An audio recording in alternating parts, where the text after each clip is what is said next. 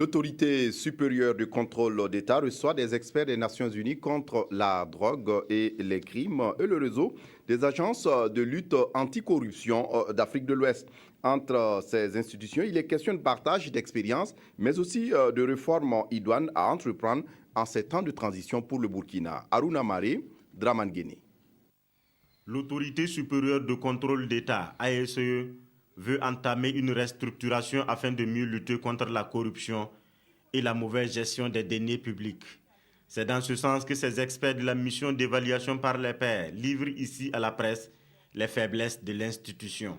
Le volet lutte contre la fraude et la corruption n'est pas totalement pris en compte. Deuxième point, c'est le cadre juridique.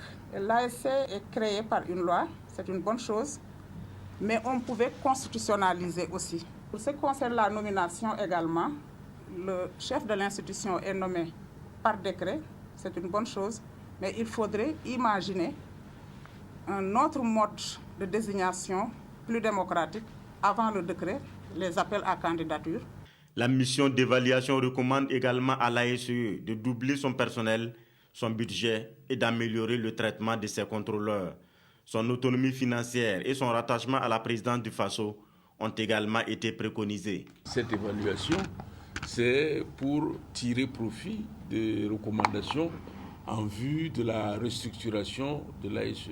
En interne déjà, une commission de réflexion sur la restructuration de l'ASE avait été mise en place.